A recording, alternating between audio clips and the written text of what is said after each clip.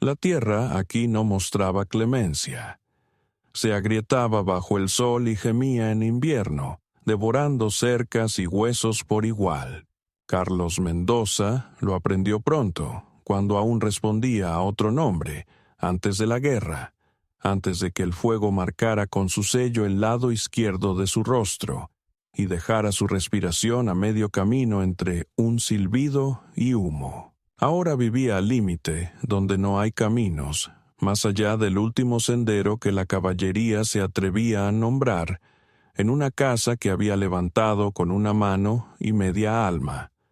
No cerraba las puertas con llave, no poseía espejo alguno, y nunca, bajo ninguna circunstancia, miraba al oeste después del anochecer.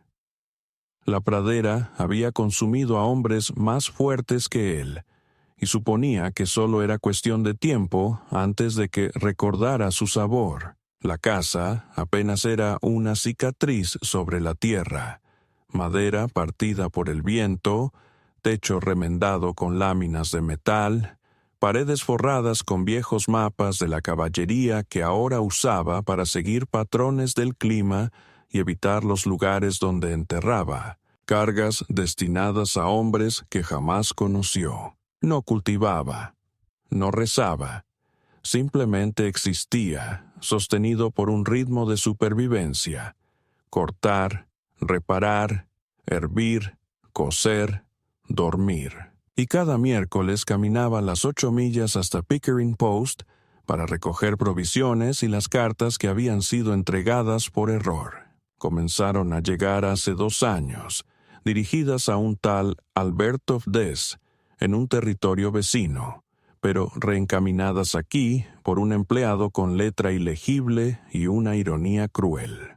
No eran cartas comunes, eran súplicas desesperadas, solicitudes de mujeres para convertirse en esposas por correspondencia. Traían esperanzas manchadas de tinta, fotos envueltas en cintas descoloridas y siempre terminaban igual: sé cocinar, sé limpiar, no haré preguntas. Carlos Mendoza nunca las devolvía. No respondía, pero leía cada una, a veces 2 veces, no por anhelo ni por lástima, sino porque había olvidado cómo hablaban las personas cuando aún creían que alguien contestaría. Se había convertido en un ritual. Desdoblaba el papel con sus dedos callosos y leía a la luz de la lámpara mientras la lluvia golpeaba las ventanas o la nieve arañaba los aleros.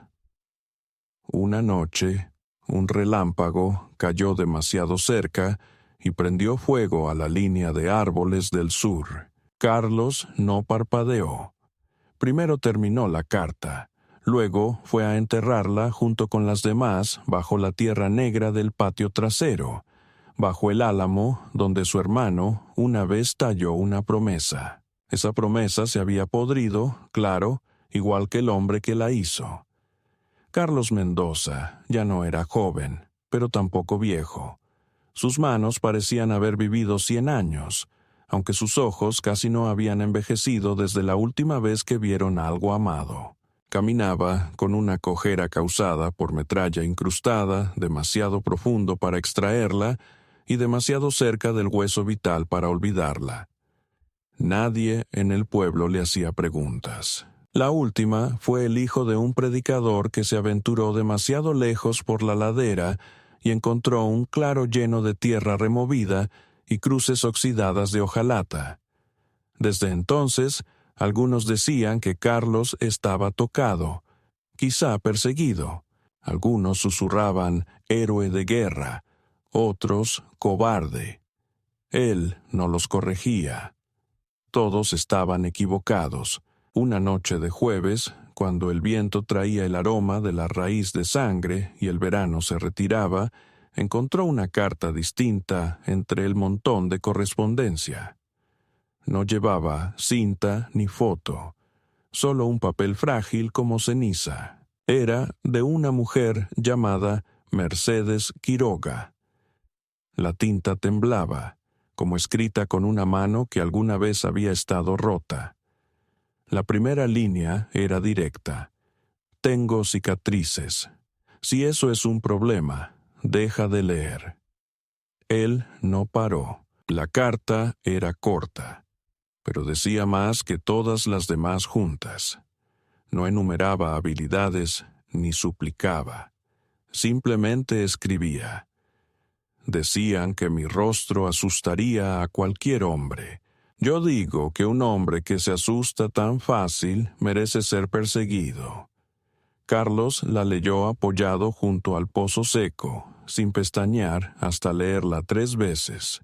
Luego la dobló, la guardó en su abrigo y se sentó en el porche horas enteras sin encender la lámpara. Intentó olvidarlo.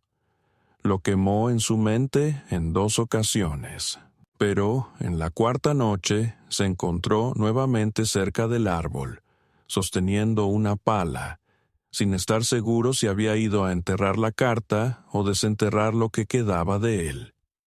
En lugar de eso, se dio la vuelta y caminó hacia el granero.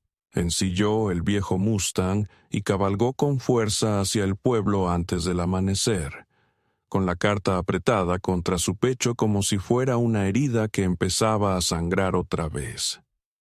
No habló con nadie en la oficina postal. Simplemente deslizó la carta sobre el mostrador al dependiente y dijo: «Si ella aparece, no la rechaces». El empleado no preguntó nada. Había visto sus ojos, salvajes, inflamados con algo que parecía un fuego demasiado intenso para cuestionar.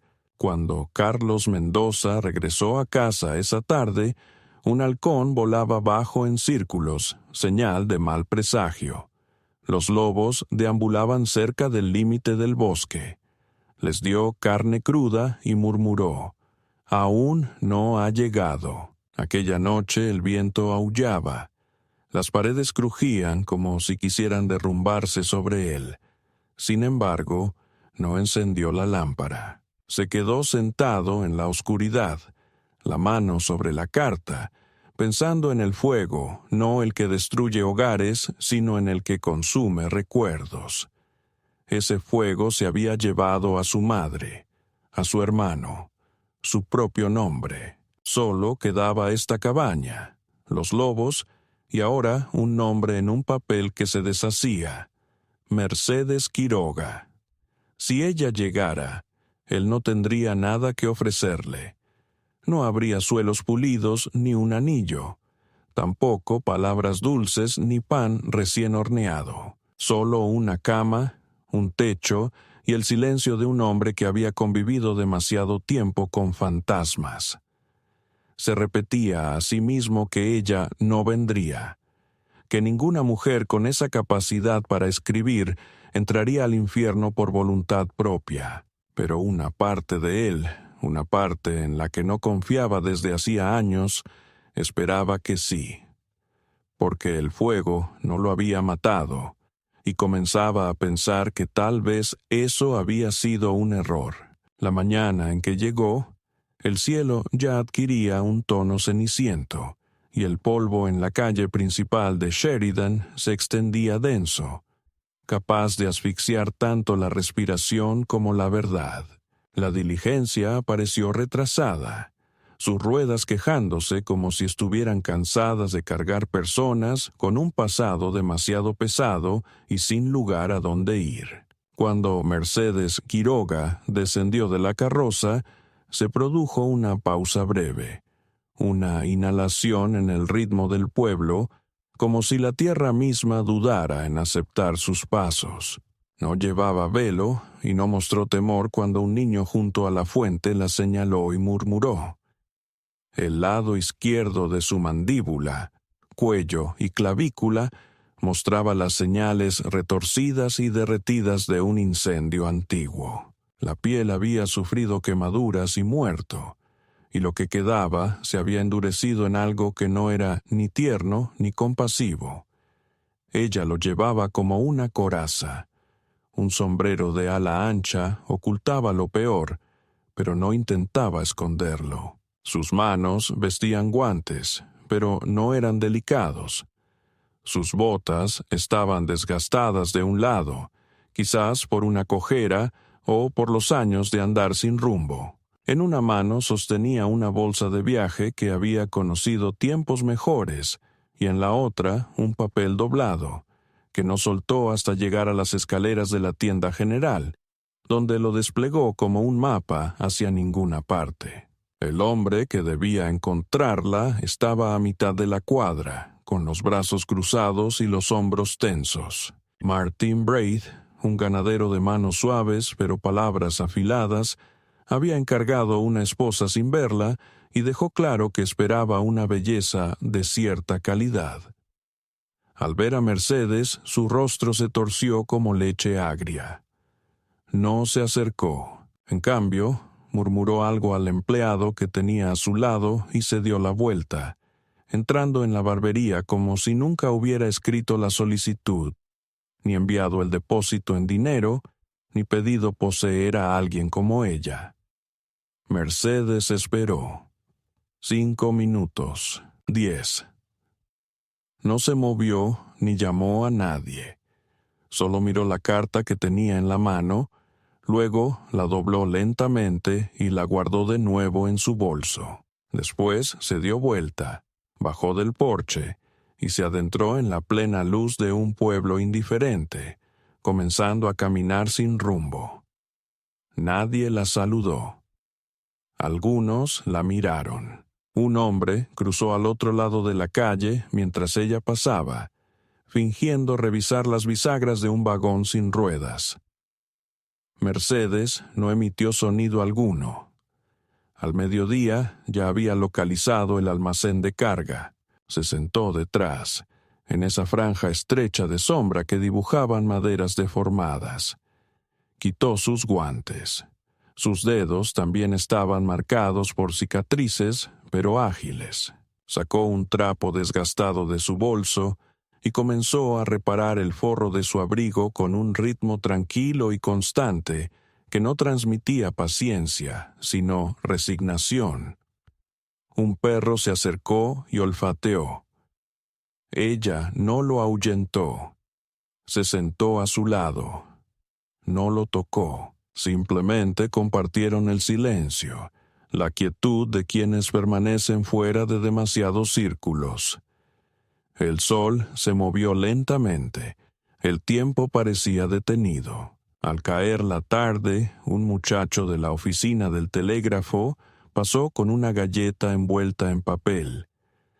«Del viejo del correo», murmuró. Dijo que no podía verte morir de hambre. Mercedes la tomó. Asintió con la cabeza. El chico la observó un instante más y preguntó: «¿Estás muy lastimada?» Ella alzó la vista, con ojos tan penetrantes como pedernal, y respondió: «Me quemaron, pero no fue profundo». El joven se estremeció, pero no huyó, solo asintió y se retiró caminando. Dentro del salón se escuchaban risas. Alguien gritó: «Escuché que Braith intentó pedir una esposa y le enviaron un fantasma». Otra voz, más áspera, añadió: «Está maldita, ¿no? Parece que salió del infierno solo para robarle la suerte a un hombre». Un vaso se rompió al sonar el aplauso. Mercedes no reaccionó. Ajustó su abrigo, bajó más el sombrero y volvió a su costura.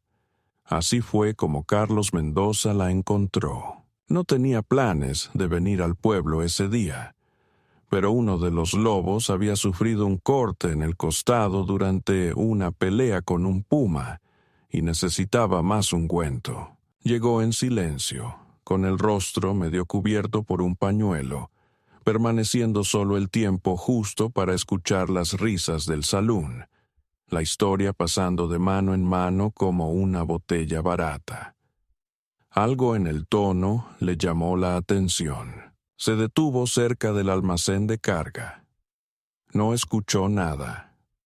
Entonces vio una figura en las sombras, una mujer sentada con las piernas cruzadas como si ese fuera un lugar al que siempre estuvo destinada a esperar. No estaba dormida ni escondida, solo esperaba algo que nunca llegaría. Sus miradas se cruzaron por un instante. Ella no se levantó ni sonrió. Simplemente dijo con voz baja y serena: «Si estás aquí para decirme que ha habido un error, ahórrate el aliento. Siempre ha existido uno». Él no contestó. Dejó una pequeña bolsa de tela a su lado, con carne seca y un frasco de agua limpia. Se dio vuelta para irse, pero se detuvo. «¿Eres Mercedes Quiroga?» «Depende de quién pregunte». «No soy nadie», respondió él. Ella lo observó. El pañuelo, las cicatrices, la carga que sus hombros parecían soportar y que ninguna herida podía justificar. «Entonces sí», contestó ella. Se alejó entonces, sus botas crujiendo al compás de un viento que había empezado a levantar el polvo como viejos remordimientos. Mercedes no lo siguió, pero 2 horas después, cuando el sol comenzó a ponerse y el frío volvió a recorrer los huesos de la tierra, ella se levantó, sacudió el polvo de su falda y empezó a caminar. No hacia la posada, ni hacia la iglesia o la estación, sino hacia el este, rumbo al camino quebrado que se adentraba en las colinas como una herida que se negaba a cerrarse. Y caminó sin dudar. Llegó al borde de las tierras de Mendoza, cerca de la medianoche. Encontró a los lobos esperando. Uno gruñó. Ella no se inmutó. Solo devolvió la mirada.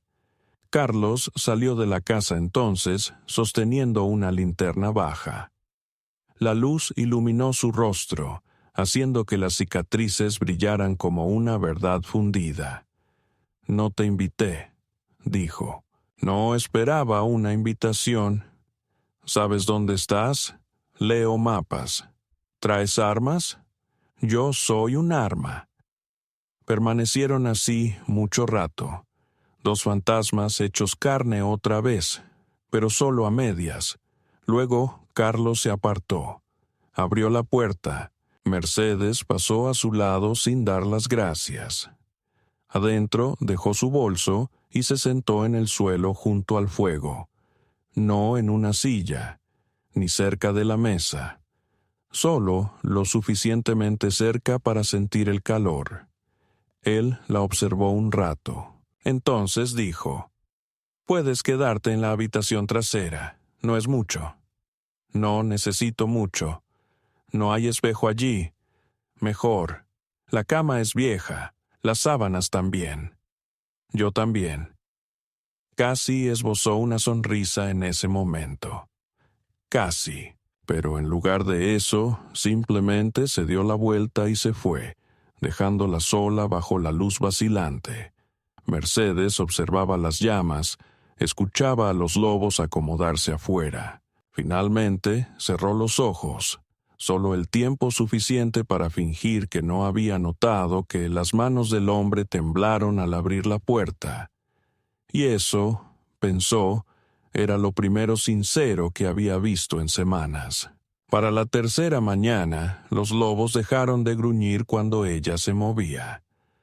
Eso fue lo primero que Carlos notó. No movían la cola, ni lloriqueaban.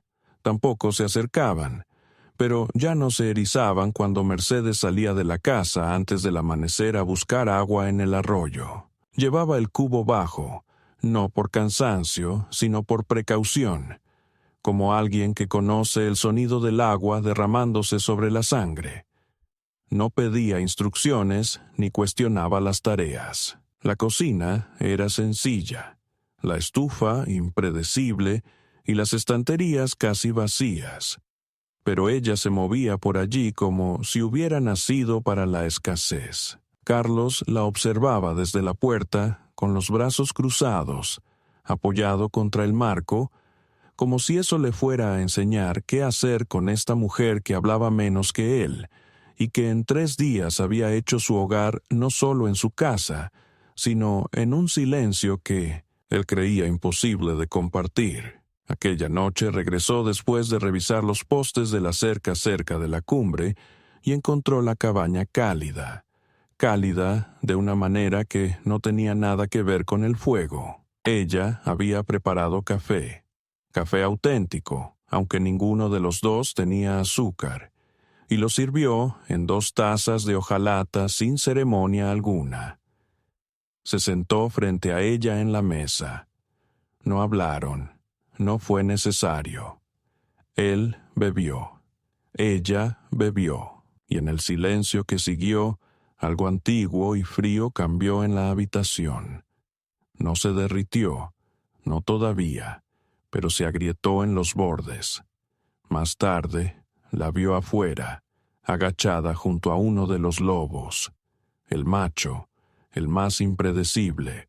Ella no lo tocaba, pero estaba lo suficientemente cerca como para que su sombra cayera sobre su espalda. Carlos se acercó despacio. Ella se volvió hacia él y dijo: «Tiene preferencia por el flanco izquierdo. Hay una herida curada bajo el pelaje». Carlos asintió. «¿Lo ves desde aquí?» Ella no respondió. Simplemente se levantó y entró. A la mañana siguiente, ella remendó una alforja rota. Él no se lo había pedido. Ni siquiera se había dado cuenta de que necesitaba reparación. Pero allí estaba, recién reforzada, con el cuero suavizado con aceite que debía haber encontrado en el granero. Él la sostuvo un momento, tratando de encontrar las palabras. «Gracias. No parecía suficiente. No tenías que hacerlo». Sonaba a insulto. Al final no dijo nada. Solo la colgó sobre el hombro y salió a caballo como si ese acto pudiera expresar lo que él no podía decir. Regresó antes del anochecer y la encontró sentada en su silla, con las botas quitadas, una pierna flexionada debajo de ella, afilando un cuchillo de cocina con la misma minuciosidad con la que él afilaba su bayoneta en 1964. Ella levantó la vista una vez, cruzó sus ojos con los suyos y luego volvió a concentrarse en su tarea. En ese instante comprendió que algo había cambiado, no en ella ni en él, sino en el espacio entre ambos. No era cotidianidad, ni tampoco amor. Era algo más antiguo que ambos. Un acuerdo tácito. Tú existes. Yo existo. Veamos si el mundo puede aceptar eso. Esa noche, poco antes de dormir, dejó un trapo doblado colgado en el pomo de su puerta. Dentro había un pedazo de pedernal, un trozo de cuerda y una brújula vieja sin la cubierta de vidrio pero que aún marcaba el norte verdadero. No añadió ninguna nota ni explicación. Cuando ella lo halló a la mañana siguiente, no preguntó nada. Simplemente lo guardó en su bolso y le dedicó un asentimiento. Ese fue el segundo gesto sincero. Entonces comenzó la lluvia. No fue un momento suave. La tormenta partió el cielo en 2 y descargó su furia sobre la tierra con una violencia que Carlos Mendoza no había escuchado desde el estruendo de los cañones. Estaba revisando el campo del sur cuando llegó el golpe. Mercedes Quiroga estaba en el granero. Solo pensó en ella por un instante. Se preguntó si sabría dónde estaba la gotera, si cerraría las puertas del este antes de que el viento lograra arrancarlas. Pero al regresar, empapado y tosiendo, la encontró ya hasta las rodillas en la paja, con el cabello pegado a la cabeza, cuidando al ternero más pequeño que había nacido antes de tiempo, aún mojado por la novedad, temblando por el frío. Había levantado un muro de sacos con alimento a su alrededor. Sostenía una lámpara bajo un brazo y tarareaba algo bajo, roto, una melodía tan antigua que no tenía nombre. Carlos se quedó en la entrada del granero sin interrumpir. Solo observó. Después, cuando el viento se calmó y los relámpagos se convirtieron en un recuerdo, permanecieron juntos bajo el techo que los resguardaba, empapados hasta los huesos, con la respiración visible en el frío repentino. Él le ofreció su abrigo. Ella rechazó la ayuda. Él no insistió. En cambio dijo, «Lo hiciste muy bien». Ella lo miró, luego más allá, hacia el cielo oscuro, y respondió, «Casi no lo logra». Él preguntó, «¿Cómo supiste que iba a nacer antes de tiempo?» Ella se encogió de hombros, de la misma manera que sabes cuándo la nieve se va a quedar. Lo sientes en el silencio. Él la contempló durante un tiempo prolongado, más del que sería habitual. Ella no apartó la mirada, y en esa mirada algo se transmitió entre ellos que ninguno podía nombrar, pero ambos comprendían. Quizás fue reconocimiento, o tal vez simplemente aquel conocimiento raro y aterrador de que alguien más puede escuchar el ritmo de tu silencio y aún así decidir quedarse. A la mañana siguiente, ella se levantó antes que él. Había hervido agua, dejó un paño doblado junto al lavabo, no para ella, sino para él. Él se afeitó por primera vez en meses, no con cuidado, ni con delicadeza, pero lo suficiente para mostrar más de su rostro que en mucho tiempo. Las cicatrices seguían allí, por supuesto que sí, pero ya no pesaban tanto, no después de la mirada que ella le había dado bajo la lluvia. Él ensilló el Mustang mientras ella ya estaba en el porche con el abrigo abotonado. Ella preguntó, «¿A dónde vamos?» Él respondió, «Se necesita reforzar el viejo cobertizo». Ella subió sin dudar. No preguntó qué había en el cobertizo. Tampoco cuestionó por qué había elegido ese día entre todos para mostrarle la parte más dañada de la propiedad. Durante el paseo, ella guardó silencio. Solo se inclinó al ritmo del caballo, moviendo su cuerpo como alguien que hace mucho aprendió a no resistirse a lo que la lleva. El cobertizo era más una ruina que una construcción. Vigas torcidas, clavos oxidados, una puerta que colgaba ladeada como un borracho. Él le entregó el martillo, tomó el hacha y juntos trabajaron. Sin instrucciones, sin palabras, solo el ruido de la madera encontrando su propósito. En un momento, ella se cortó la palma con un clavo. Él se acercó con un trozo de tela. Ella lo aceptó. Se envolvió la mano, no mostró dolor. Él asintió una vez. Ella devolvió el gesto. Aquella noche, de vuelta en la cabaña, se sentaron uno frente al otro otra vez. 2 vasos de hojalata, un solo fuego. Ella dijo, «Tienes lobos en lugar de perros. ¿Por qué?» Él respondió, «Los perros olvidan quién fueron». Ella no indagó más. Simplemente levantó su vaso y bebió. Cuando se levantaron para ir a descansar, ella se detuvo en la puerta del cuarto trasero. Él estaba detrás, a pocos pasos. Ella giró ligeramente, como si quisiera decir algo, y extendió la mano para rozar el borde de la manga de él. Solo una vez, los dedos tanteando la tela como si no probara el paño, sino al hombre bajo él. Él no se movió ni habló. Luego ella desapareció dentro del cuarto, la puerta cerrándose tras ella. Carlos estuvo un largo rato parado en el pasillo. la presión fantasma de su toque aún sobre su brazo como una marca que no dolía, solo advertía. Algo había pasado ese día, algo más que tareas, más que tormentas, más que café compartido, o lobos o cobertizos destruidos.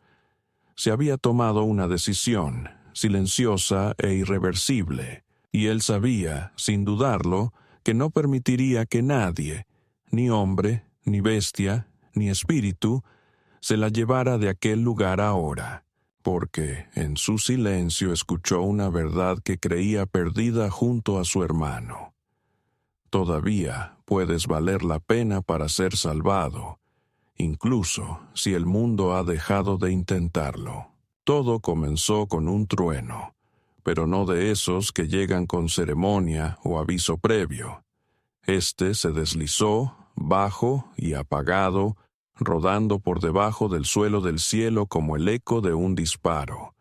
Demasiado lejano para temer, pero demasiado cerca para ignorar. Carlos Mendoza había pasado la mañana reparando la puerta del pastizal occidental. Mercedes Quiroga a su lado, colocando travesaños y resistiendo el viento. Hablaban poco, pero sus movimientos tenían un ritmo, como un hábito antiguo que ninguno sabía si merecía, pero ambos respetaban. El aire era cortante, de esos que muerden detrás de los ojos y levantan polvo de rincones sin tocarse por temporadas. Mercedes se detenía a menudo para mirar las nubes. Su mirada se ceñía no por superstición, sino por cálculo. Parecía medir la presión, no el clima, la tensión en el ambiente, cómo se movían los animales, cómo el viento no llegaba a posarse. Al mediodía dejó de hablar por completo. A las 3 desapareció. Carlos Mendoza la encontró en el granero, caminando despacio, sus dedos rozando el costado de la yegua, luego la escalera del pajar y finalmente deteniéndose un instante sobre el pestillo de la trampilla del techo. No le dirigió la mirada. Estaba escuchando. No un sonido, sino un cambio. Él conocía esa expresión. Era la misma que había tenido años atrás antes de enviarlo al risco con un saco de dinamita y sin ningún plan para salir. Una mirada que sabía que la consecuencia ya había comenzado. ¿Lo escuchas?, preguntó él. Ella no asintió ni parpadeó, solo susurró. No es trueno, es presión. Él no discutió. En lugar de eso, se acercó y extendió la mano hacia la puerta del cubículo. Entonces cayó la primera gota, no en su mano, sino en el hombro de ella, caliente, como algo que no pertenecía a la lluvia. Ella levantó su rostro y en ese instante el cielo se abrió. No fue una grieta ni un desgarro, sino una ruptura. El sonido llegó como un grito que había esperado demasiado para liberarse, y en ese momento ambos reaccionaron. La yegua fue la primera en alterarse, pateando con fuerza la estructura del establo, con los ojos en blanco. El viento aulló en respuesta, atravesando la puerta abierta del granero como si estuviera ansioso por romper algo.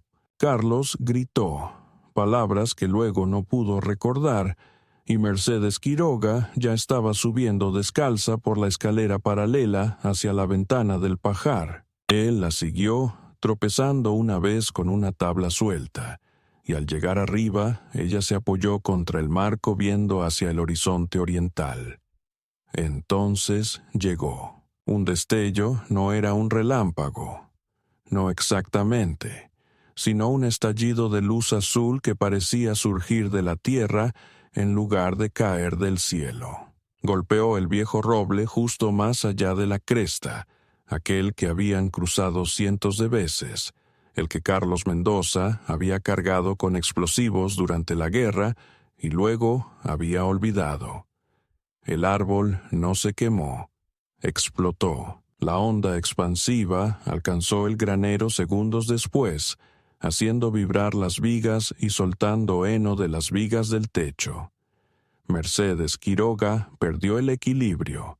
Carlos la agarró de la muñeca y tiró con fuerza. Ambos cayeron juntos contra la pared del altillo mientras un nuevo estruendo se escuchaba, más profundo, como si la tierra misma hubiera rugido. Ella no gritó, tampoco él. Simplemente esperaron, con la respiración contenida y el corazón latiendo fuerte, hasta que el trueno se alejó y el viento se volvió menos cruel. Fue entonces cuando ella habló. «Dejaste algo atrás», dijo. Eso llamó a la tormenta. Carlos no preguntó cómo lo sabía, solo asintió. Bajaron en silencio, mientras la yegua relinchaba suave pero estaba ilesa. Afuera, el aire se cargaba con ozono y humo. Él se dirigió a la cresta. Ella lo siguió. Allí, en medio de pasto chamuscado y tierra agrietada, encontraron la vieja caja, oxidada por completo, pero aún con la marca del Ejército de la Unión. Dentro había una carga, entera, armado, olvidado, hasta ahora. Él se quedó de pie sobre ella, mirando como si no viniera de la guerra, sino de una parte de sí mismo que había enterrado muy hondo para no desenterrar jamás. Ella estuvo a su lado, con los brazos cruzados y la expresión inexpresiva. Pensaba que lo había enterrado con todo lo demás. Murmuró. «No lo hiciste». Se arrodilló, con los dedos temblorosos mientras alcanzaba el percutor. Ella no intervino, no mostró miedo, solo susurró. «No es vergonzoso recordar, es peligroso olvidar». Lo desactivó en 3 movimientos. Los años no habían entorpecido sus manos, solo las razones por las que las usaba. Regresaron caminando mientras el sol se desangraba en el horizonte. La tierra sisió donde el vapor se encontró con la escarcha. Los lobos los recibieron al borde del pasto y guardaron silencio. Mercedes caminaba adelante. Carlos la observaba. No cojeaba, pero sus pasos tenían peso, como si cada pisada anunciara algo definitivo. Aquella noche, después de la cena, ella colocó un nuevo papel sobre la mesa. Él asumió que sería una lista, tal vez de suministros. En cambio, era un mapa, dibujado a mano. Cada mina que él había mencionado, cada lugar donde notó una duda en su andar, cada cambio en su respiración al acercarse a ciertos sitios. Ella había registrado todo. «¿Lo memorizaste?», preguntó. Ella dijo. «Escuché». «¿A qué?». «Tus silencios. Ellos no mienten». Él fijó la mirada en el mapa y luego en ella. Ella no le ofrecía seguridad. Le mostraba dónde aún habitaban sus fantasmas, dónde todavía eran una amenaza. Le ofrecía un camino para atravesar todo eso. «¿Por qué?», inquirió. Respondió. «Porque te aferraste cuando yo caí. No olvidaré el sonido de tu agarre». Se levantó lentamente y caminó hacia el armario. Desde atrás sacó una caja envuelta en tela. Dentro estaba el diario de su hermano, con las páginas quemadas en los bordes y el nombre casi borrado por el tiempo. No lo había abierto en más de 10 años. Se lo entregó a ella. «¿Por qué ahora?», preguntó ella. «Porque si vas a recorrer esta tierra conmigo», explicó él, «debes saber dónde ha estado el fuego». Ella lo tomó, pero no lo abrió. Simplemente lo sostuvo como si fuera un objeto de un valor incalculable. Cuando finalmente la miró, su voz apenas rompió el silencio entre ambos. «No estás rota», dijo, «solo marcada». Ella tampoco estaba intacta. No se tocaron todavía. Sin embargo, la tormenta había fracturado algo en los dos y ninguno pasaría la noche intentando cerrarlo de nuevo. El humo del incendio en la cresta no había desaparecido cuando el pueblo empezó a murmurar. No era un murmullo para consolar o preguntar, sino un susurro fragmentado que crece en las grietas de lo inexplicable. Mercedes Quiroga no había regresado desde el día que llegó, pero eso no importaba. La gente recordaba. Siempre guardaba memoria de lo que les inquietaba. Recordaban sus cicatrices, su rostro firme, sin bajar la mirada ni achicarse ante hombres cuyo orgullo dependía del miedo que inspiraban. La recordaban junto a Carlos Mendoza como parte de su sombra, y peor aún, lo firme que estaba fuera de ella. Todo comenzó con la hija del herrero que aseguró que su cabrito murió justo después que Mercedes pasó por el corral. Luego llegó la esposa del predicador, quien advertía a cualquiera que quisiera escuchar que su pan no subiría porque esa mujer marcada por el fuego apareció cerca de la harina. Al terminar la semana, 5 familias la acusaban de una muerte al nacer, una cerca rota, un pozo seco y un gallo especialmente agresivo que de repente dejó de cantar. Todo habría sido motivo de risa si no hubiera tomado fuerza tan rápidamente. Carlos Mendoza se enteró primero por el dependiente de la tienda general, que entregaba provisiones con la mirada esquiva y la voz cortante. «La gente dice que trae mala suerte», murmuró al dejar una caja de sal y clavos. «Dicen que el cerro se quemó porque ella camina con demonios. Y un hombre como tú debería saberlo». Carlos no respondió. Nunca lo hacía con palabras, pero esa noche llegó al pueblo tras varios meses y dejó un saco de monedas sobre el mostrador del herrero con una nota que decía: «Arregla tu pestillo». La puerta se rompió porque se pudrió, no porque ella pasara. No dijo nada más. Solo se retiró. Al día siguiente, el predicador vino personalmente. No llegó a caballo. Caminó. Sus botas levantaban polvo como si fueran reproches. Su abrigo oscuro de sudor y de un fervor implacable. Trajo consigo a 2 hombres más, miembros del Consejo del Pueblo, con la espalda rígida y mandíbula tensa. No hablaron hasta que Carlos salió del granero, limpiándose el aceite de las manos, con la mandíbula ya apretada. La voz del predicador era suave, pero cada palabra golpeaba como un látigo. «Venimos a pedirte que la liberes, que regrese de donde vino. Ha alterado el orden aquí. Dios observa este valle, señor Mendoza, y no sonríe ante quienes ponen a prueba su paciencia». Carlos miró al hombre durante largo rato, sin decir palabra alguna. Simplemente se dio vuelta despacio, se acercó al abrevadero, sumergió el trapo en el cubo, lo escurró y volvió a limpiarse las manos. Preguntó: «¿Terminaste?» El predicador se sonrojó.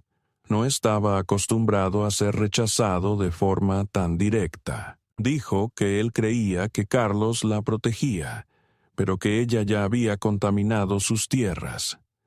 Aquel árbol que ardió, agregó, fue una señal inequívoca y él lo sabía. Carlos replicó que conocía bien la raíz de ese árbol porque corría justo por encima del lugar donde había enterrado una caja de ejército en 1964. Lo que realmente ardió fue su propia cobardía, no el pecado de ella. Los 2 concejales se movieron incómodos. Uno carraspeó y señaló que no se trataba de teología, sino de mantener la paz y el orden. La ciudad no podría descansar con ella presente. Carlos dio un paso lento y otro más. Su voz bajó hasta casi un gruñido y afirmó que el pueblo nunca ha descansado. Solo se arrulla para dormir sobre las espaldas de los culpables y reza para que los gritos queden sepultados. Si alguien quiere que ella se vaya, que venga a buscarlo a él, pero que la deje en paz. Mercedes había permanecido detrás de la cortina todo el tiempo, inmóvil como una estatua. No necesitaba ver sus rostros para reconocer la forma de su miedo. Siempre sonaba igual, como si la justicia se mezclara con la cobardía. Aquella noche no cenó. Solo se sentó en el último escalón junto a los lobos, observando las estrellas parpadear como si eligieran bandos. Carlos se acercó a ella, se sentó a su lado, sin invadir su espacio. No dijo nada. Tras un rato, ella rompió el silencio con voz baja y seca. Deberías haber dejado que me llevaran. Él no le dirigió la mirada. ¿Por qué? Ella respondió. Porque no dejarán de intentarlo. No pararán hasta que algo se rompa. Puede ser tu casa, puede ser yo. Entonces él se giró por completo, su rostro iluminado por la media luna. Si algo va a romperse, será la mentira que ellos se repiten, que el silencio es paz y que el juicio es justicia. Ella lo miró fijamente con dureza en la mirada. Hablas como si hubieras esperado una pelea. Él asintió. He estado evitándola. Eso es peor. Ella no respondió, solo contempló el horizonte y susurró. Te harán daño por esto. Su contestación fue simple. Que lo intenten. Al día siguiente, ella cabalgó con él hasta las afueras del pueblo. No tenían intención de detenerse, solo de pasar por allí. Pero un niño, que no debía tener más de 10 años, se interpuso frente a su caballo, con los ojos abiertos y el labio tembloroso. ¿Eres la mujer del fuego?, preguntó. Mercedes no respondió. El niño levantó un pájaro muerto sostenido en sus manos. Mi mamá dice que tú puedes hacerlo cantar otra vez. Su garganta se estrechó. Carlos descendió del caballo, tomó suavemente al niño por los hombros y dijo, «Ese pájaro ya está donde debe estar». El niño miró a Mercedes. «¿Puedes oírlo todavía?» Ella no asintió ni habló. Simplemente extendió la mano, cerró sus dedos alrededor de la pequeña figura y dijo, «Nunca dejó de cantar». Algunos oídos solo olvidan cómo escuchar. Cuando llegaron a la cresta, los habitantes del pueblo ya se habían congregado. Eran 8 en total. Sostenían antorchas sin encender, como si fueran promesas. Carlos Mendoza no mostró temor. Ni siquiera desmontó. Solo miró fijamente desde la montura. Al frente estaba Wither Shaw, un viejo ranchero cuya hija no le hablaba desde hacía 15 años. Escupió al polvo y dijo, «Esta es tu última oportunidad, Mendoza. No la queremos. Ella no pertenece aquí». Carlos bajó del caballo, sujetó las riendas con calma y se colocó entre ellos y Mercedes Quiroga. «Ella tiene más derecho que cualquiera de ustedes», dijo, «porque nunca ocultó lo que lleva dentro, nunca escondió sus heridas y jamás levantó la voz contra este mundo que la expulsó. Simplemente siguió respirando. Eso es más dignidad que la que han mostrado muchos aquí». Uno de los presentes murmuró, «¿La proteges porque ahora es tuya?». Carlos giró y con mirada firme contestó, «La protejo porque es la primera persona que conocí que no me pide ser más que alguien».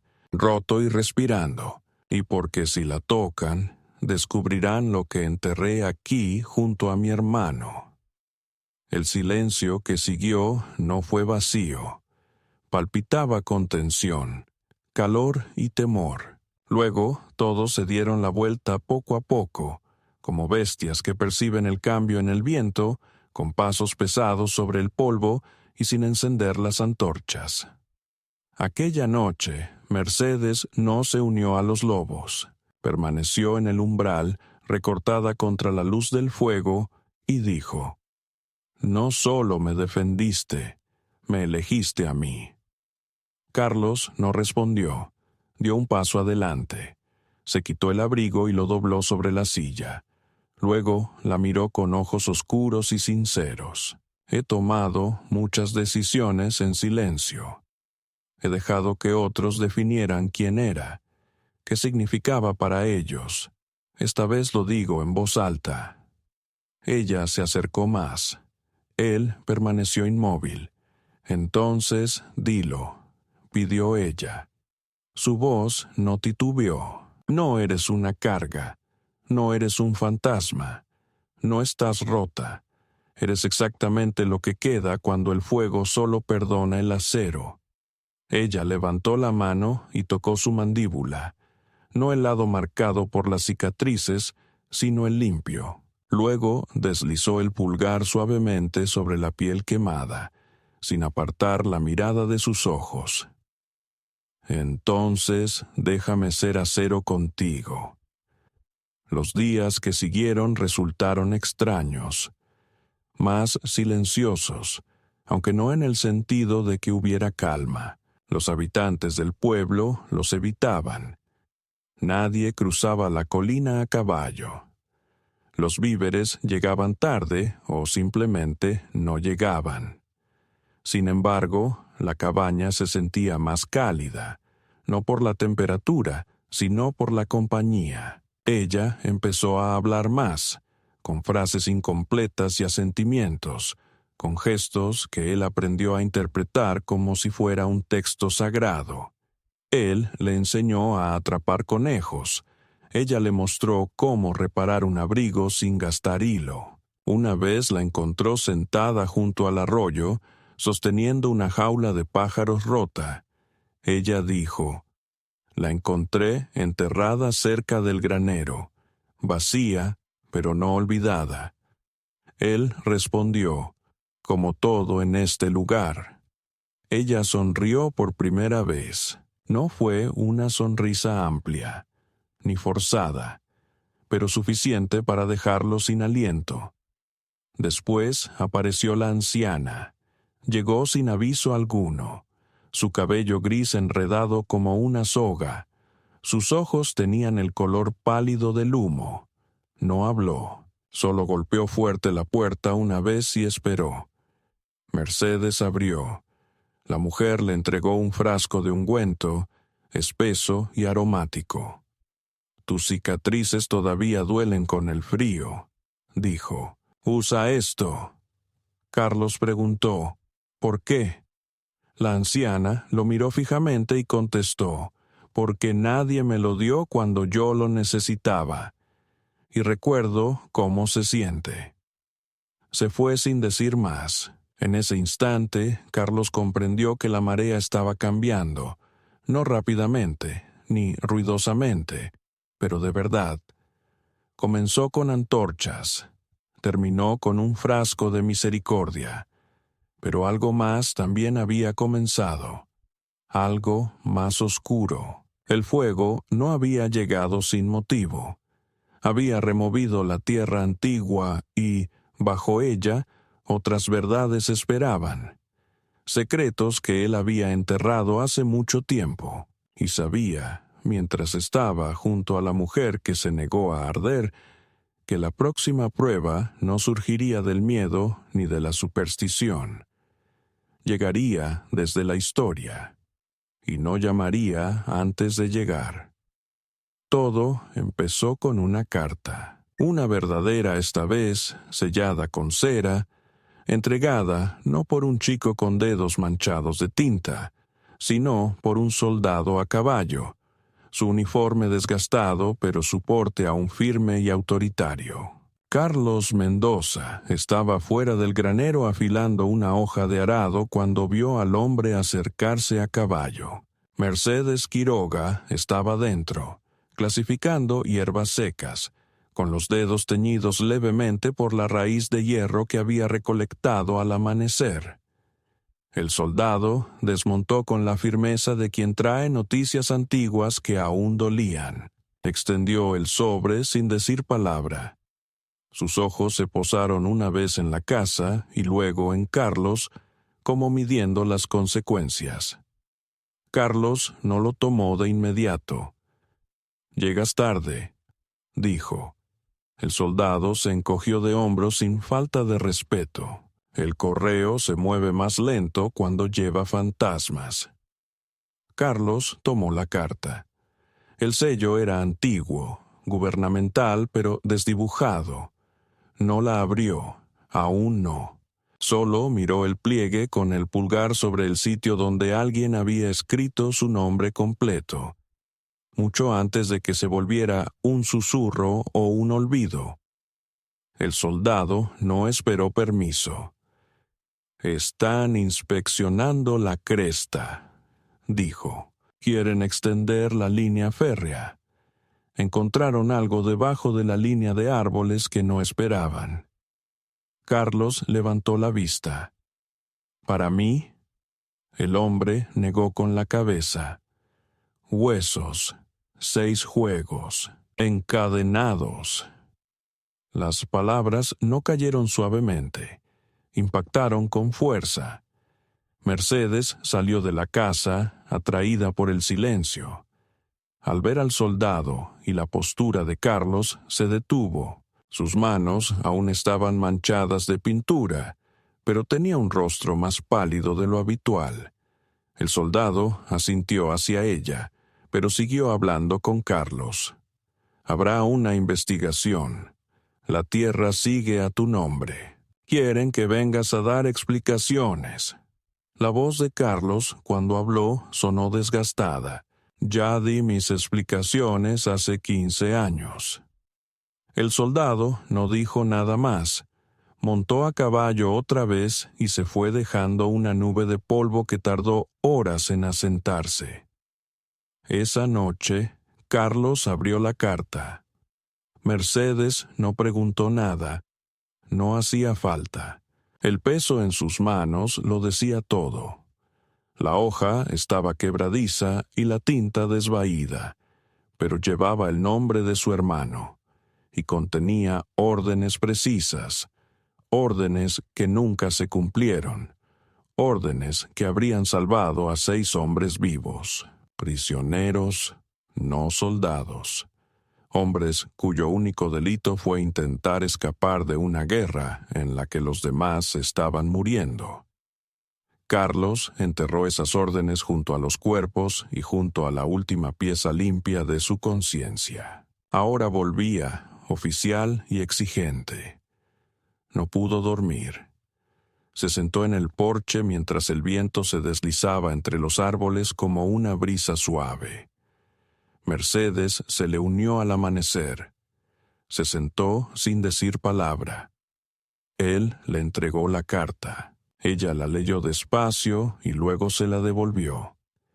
«Has enterrado más que dinamita». Él asintió. «Me enterré a mí mismo». Ella lo observó con mirada intensa y firme. No fue lo suficientemente profundo. Él se volvió hacia ella, sin enojo, solo vacío. «¿Van a hacerme responder por esto?». Ella dijo. «Bien. Eso significa que todavía vales la pena para rendir cuentas». Él parpadeó. «¿Crees que debería ir?». Ella no parpadeó. «Creo que si no vas, dejas de ser el hombre al que has luchado tanto para volver a ser». Él miró sus manos, marcadas y endurecidas. «¿Y si me condenan a muerte?». Ella dijo. «Entonces te condenarán por decir la verdad. Ese es un final mejor que pudrirte en tu propio silencio». Al día siguiente salió a caballo. Solo. Mercedes se quedó atrás, no por miedo, sino porque algunos caminos deben recorrerse sin testigos. El pueblo no lo recibió, tampoco le mostró odio, simplemente se apartó. En el ayuntamiento esperaba el panel de investigación. 3 hombres, 2 con antecedentes, 1 con sed de venganza en la mirada. La audiencia fue breve. Tenían el mapa, la carta y el informe de la tripulación del ferrocarril. Lo único que buscaban ahora era una confesión. Carlos la ofreció.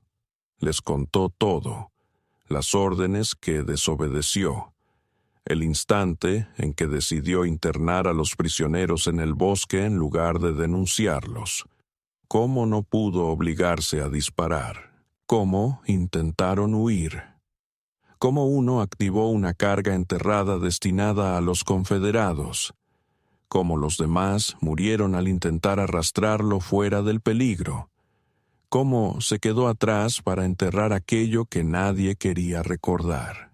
No pidió clemencia ni presentó excusas. Solo ofreció la verdad desnuda y cruda. Cuando terminó, la sala quedó en silencio. Entonces el juez más joven, un hombre cuyo padre había muerto en la guerra, dijo: «Los mataste por no atreverte a decidir». Carlos Mendoza no replicó.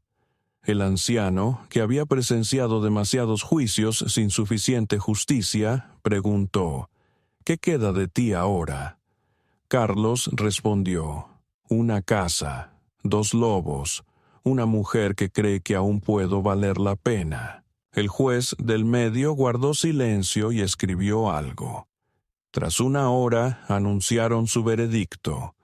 No hubo juicio, no hubo condena, solo liberación, pero no perdón. Eso tendría que ganárselo. Carlos Mendoza regresó al anochecer, con el polvo adherido en los pliegues de su abrigo. Sus manos temblaban no por miedo, sino por el peso de lo que, aunque lo había marcado, no lo había destruido. Mercedes Quiroga lo esperaba en la puerta. No sonrió. Simplemente lo observó como evaluando lo que había vuelto. «¿Qué te quitaron?», preguntó ella. «Nada», respondió él, «solo la última mentira que cargaba conmigo». Ella se apartó para dejarlo pasar. Esa noche, ella calentó agua y limpió la sangre de sus nudillos. Él ni se había dado cuenta que había apretado los puños hasta lastimarse durante la audiencia. Y dijo: «Les ofreciste la verdad. ¿Qué me darás a mí?». Él contestó: «Todo lo demás». Luego llegó el fuego. No provenía de la tierra, sino de los hombres. 4 de ellos, vecinos del pueblo que habían escuchado durante la audiencia, que conocían el nombre de Mercedes Quiroga y que armaron su propia idea de justicia. Llegaron a medianoche. Lanzaron aceite, prendieron antorchas, gritaban sobre maldiciones, traiciones y llamas que debieron quedarse enterradas. Los lobos aullaban. Carlos despertó primero, Mercedes después. El granero ya estaba en llamas. Ella corrió antes de que él pudiera detenerla, directo hacia el fuego, para salvar a la yegua, para recuperar las alforjas, los mapas, las cosas que ambos habían enterrado tanto tiempo para no perderlas otra vez. Carlos la siguió. Dentro, el humo golpeó como un recuerdo, espeso, cegador, familiar. Ella encontró a la yegua, cortó la cuerda, se giró y una viga cayó. No sobre ella, cerca de ella, suficiente para atraparla, suficiente para ralentizarla. Él vio su silueta, gritó su nombre. No obtuvo respuesta. Entró 2 veces. La arrastró por segunda vez, tosiendo, quemada, pero con vida. Los habitantes del pueblo huyeron antes del amanecer. La cabaña permaneció en pie. El granero no sobrevivió. Lo vieron consumirse en llamas. Luego ella se volvió hacia él, el rostro manchado de ceniza y furia, y le dijo: «No eres el único que entra en el fuego». Él le tocó el rostro, temblando, y por primera vez la besó, no para reclamarla, sino para regresar, porque en ese instante ella no era una cicatriz, ella era el fuego, y él finalmente, por fin, decidió entrar en él de manera voluntaria. Los días que siguieron fueron silenciosos, no por ausencia o alejamiento, sino por sanación. Un tipo de calma que se posa sobre la tierra quemada cuando la última brasa se extingue y el aire olvida su grito. El granero ya no existía. Su estructura se había desplomado hacia adentro como un gigante arrodillado, quedando solo madera carbonizada y las sombras fantasmas de lo que una vez albergó vida. Pero la yegua sobrevivió. Mercedes sobrevivió, y también el hombre que la sacó del fuego entre sus brazos, con algo más que fuerza física, algo oculto que finalmente decidió aflorar no en palabras, sino en hechos. Carlos avanzaba despacio en aquellos días, no por heridas, sino por respeto. Cada movimiento parecía resonar. Reconstruía con cuidado, sin prisa. Mercedes trabajaba junto a él, su mano izquierda aún vendada, pero firme. No conversaban mucho, no por falta de temas, sino porque lo peor ya se había dicho, y lo demás se ganaba en silencio. Los habitantes del pueblo evitaban acercarse. Los lobos volvieron a dormir en el umbral del porche. Un día apareció un niño al borde de la cerca, uno nuevo, descalzo, y sosteniendo un atado de salvia. No habló. Solo dejó el ramo sobre el poste y salió corriendo. Carlos lo encontró horas después, aún amarrado con cuerda, sin nota ni señal, solo un gesto. Lo llevó dentro. Esa noche Mercedes lo quemó en la chimenea, y el aroma llenó la cabaña como algo sagrado, algo perdonado. Juntos despejaron las cenizas del granero. Debajo, ella descubrió los restos de la jaula para pájaros que había tenido alguna vez, deformada pero intacta. La sostuvo en su regazo durante 1 hora, acariciando el metal retorcido con los dedos. Cuando Carlos Mendoza preguntó si quería desecharla, ella respondió: «No, recuerda». Él asintió. Colgaron la jaula junto a la ventana, sombra de lo que fue, pero no echada a perder. Algún día la luz la atrapaba y proyectaba figuras extrañas sobre el suelo. Ella decía que eso era suficiente. Las pesadillas de Carlos Mendoza regresaron, aunque ahora de forma distinta. Ya no estaban llenas del calor de la guerra ni del estruendo del arrepentimiento, sino del sonido de su voz cuando decía: «No eres el único que camina hacia el fuego».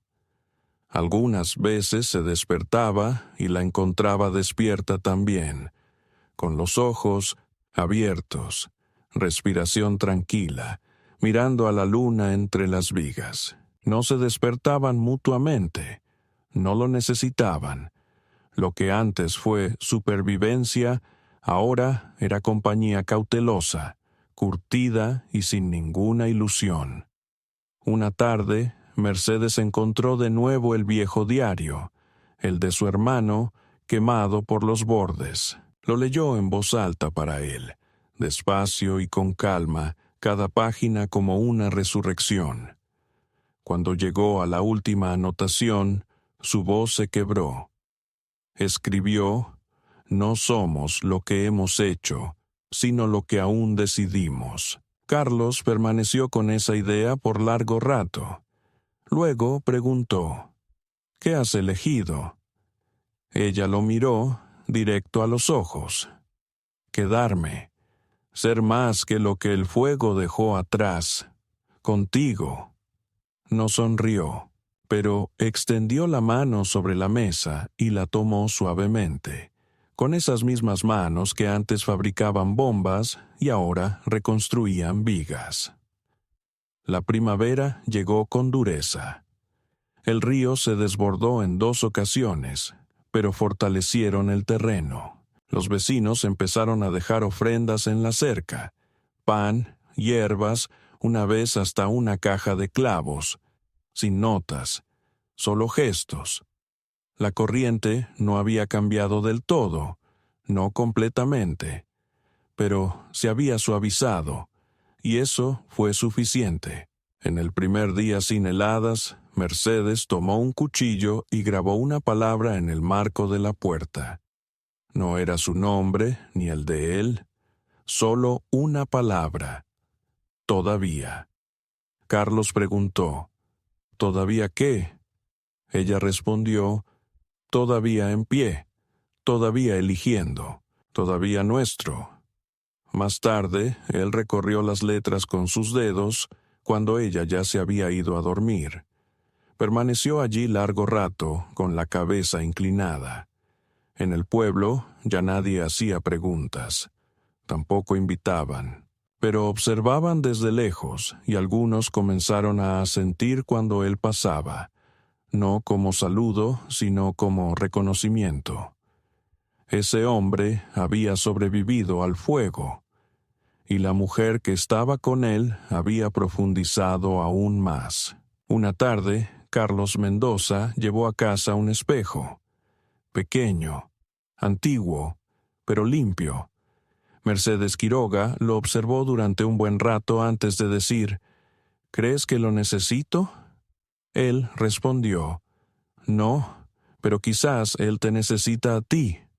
Ella se rió entonces, un sonido que no era ni amargo ni alegre, sino pleno. Lo colocó junto a la ventana, al lado de la jaula para pájaros. Y cuando el viento pasó a través del marco y tocó la jaula de cierta manera, sonó una vez, suave, nítido, como algo liberado, pero que decide quedarse.